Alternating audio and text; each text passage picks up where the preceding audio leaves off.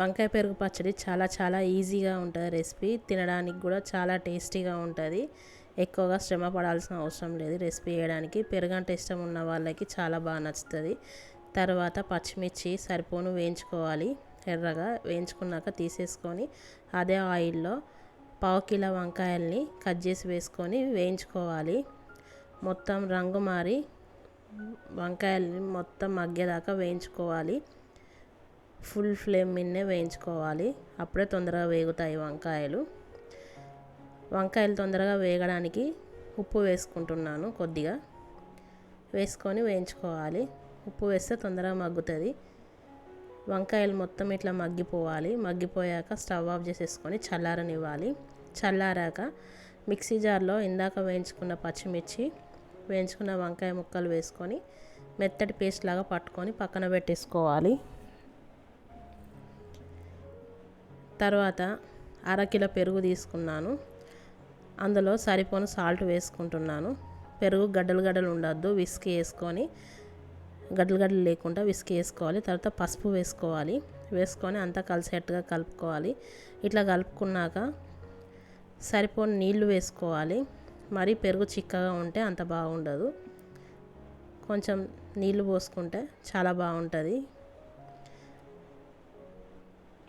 కొద్దిగా నీళ్లు పోసుకొని కలుపుకోవాలి. కలుపుకున్నాక ఇందాక పట్టి పెట్టుకున్న వంకాయ పేస్ట్లోకి ఈ పెరుగును వేసుకొని కలుపుకోవాలి.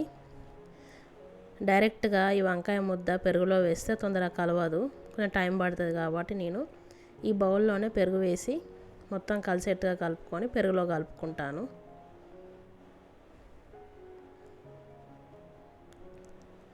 ఇట్లా కలుపుకోవాలి. ముద్దలు ముద్దలుగా ఉండొద్దు, మంచిగా కలుపుకోవాలి. ఇట్లా కలుపుకున్నాక దీన్ని పెరుగులోకి వేసుకొని అంతా కలిసేట్టుగా కలుపుకోవాలి. మంచిగా కలుపుకోవాలి పెరుగులో.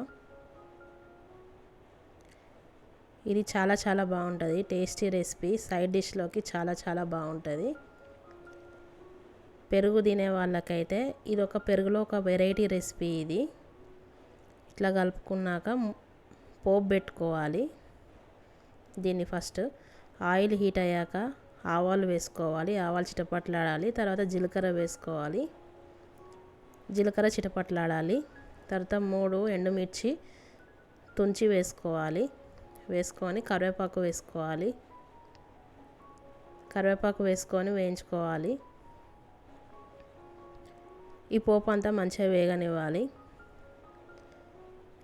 ఈ పోపును ఇందులో వంకాయ పెరుగు పచ్చడిలో వేసుకోవాలి. వేసుకొని సరిపోను ఉల్లిపాయ ముక్కలు వేసుకొని చిన్నగా కట్ చేసుకున్న కొత్తిమీరను వేసుకోవాలి. వేసుకొని అంతా కలిసేట్టుగా కలుపుకోవాలి మంచిగా. ఈ రెసిపీ చాలా టేస్టీగా ఉంటుంది.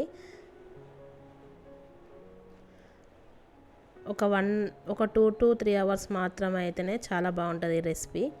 ఎక్కువ టైం నిల్వ ఉండదు. ఈ రెసిపీ తొందరగా పాడైపోతుంది. 4 అవర్స్ దాటిందంటే ఖరాబ్ అయిపోతుంది.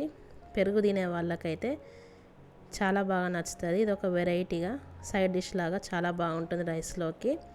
చిన్నపిల్లలు చాలా ఇష్టపడుకుంటూ తింటారు. అంతే, ఎంతో సింపుల్గా వంకాయ పెరుగు పచ్చడి తయారైపోయింది.